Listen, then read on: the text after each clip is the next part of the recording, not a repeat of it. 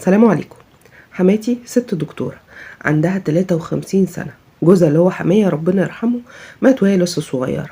شالت المسؤولية لوحدها وربت ولادها لحد ما كبروا وجوزتهم كلهم، وكلهم بقى بنوا حياتهم واتجوزوا وخلفوا، وأحفادها بقوا موجودين قدام عينيها طول الوقت، وهي اللي كانت دايما تقول إن تعبها راح فيهم وإنهم أغلى ما عندها.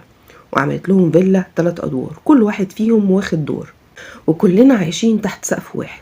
صحيح في مشاكل طبعا زي اي بيت، بس كان في امان واستقرار. وفجأة كده ومن غير اي مقدمات قالت لنا بكل صراحة ان هي ناوية تتجوز تاني من محامي عنده 60 سنة، مراته متوفية وتعرفت عليه علشان كان فتح مكتب قدام العيادة بتاعتها. وقالت كمان ان هي هتعمل فرح كبير وتعزم العيلة كلها. الكلام ده بقى نزل علينا زي الصاعقة. جوزي واخواته اتصدموا جدا وحسوا ان الموضوع ده كسر صورتها قدامهم، وانه مش مناسب سنها ولا وضعها الاجتماعي ولا انها جدة يعني عشان تروح تتجوز وتعمل فرح.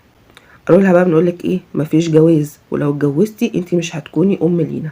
الكلمة دي قلبت الدنيا كلها. ازاي طبعا يقفوا قدامها ويقولوا لها كده؟ طردتنا بقى كلنا من البيت في لحظة واحدة من غير رحمة ولا تفكير في العيال. قالت لهم انا مش عايزاكم في البيت، والبيت اللي بنيته لكم ده هبيعه واتبرع بفلوسه للغلابه، وخليكم انتوا بقى متشردين كده. ودلوقتي احنا الستات كلنا قاعدين في بيت اهالينا، والرجاله قاعدين عند عمهم في اوضه واحده متبهدلين ومكسورين ومش لاقيين حتى مكان يحسوا فيه انهم بني ادمين. حاولوا بقى يرجعوا لها وقالوا لها احنا موافقين على الجواز، اعملي اللي انت عايزاه بقى خلاص، بس رجعينا بيوتنا. قالت لهم ابدا لا يمكن، انتوا ناس بتوع مصلحتكم وانا مش مسامحاكم ومش هرجعكم حتى لو نمتم في الشارع. وهددت كمان انها تحرمهم من الميراث، وكل ده واحنا لا معانا فلوس ايجار ولا قادرين نفتح بيوت جديده ولا حتى نعيش العيشه اللي كنا عايشينها قبل كده. دلوقتي انا بسأل بجد، دي ست عاقله يعني على سنها ده وعندها احفاد تسيب كل ده وتفكر بقى في جواز وفرح وتكسر ولادها بالشكل ده؟ لا خافت من كلام الناس ولا راعت ان ولادها بقوا رجاله وليهم بيوت ومسؤوليات، ولا حتى شافت حالنا واحنا مرميين كل واحده فينا في حته. السؤال دلوقتي نعمل ايه وايه الحل معاها علشان ترجعنا بيوتنا ونرجع نعيش حياه ادميه تاني من غير ذل ولا تشريد ولا كسر حبيبتي على فكرة ده حقها الشرعي. دي واحدة بتقوله جوزها مات وهي صغيرة، يعني فانت حياتها كلها على ولادها وحرمت نفسها من ان يكون عندها راجل وسند وظهر وونس. انتوا ليه بتعملوا معاها كده؟ ما من حقها ان هي تتجوز، حقها شرعا ان هي تتجوز. سيبوها تتجوز وتعيش حياتها علشان يبقى لها ونس بعد كده. بس الغلطة اللي هي غلطتها ان هي طردتكم من البيت.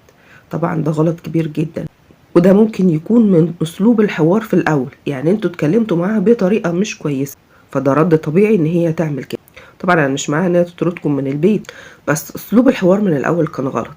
فانتوا ممكن بقى تشوفوا حد كبير من العيله كده يروح مع الولاد ويستسمحوها ويبوسوا ايديها ورجليها وراسها ويقولوا لها احنا موافقين على الجواز واعملي اللي انت عايزاه براحتك خالص، وحاولوا معاها مره واتنين وتلاته لحد ما ترضى عنكم.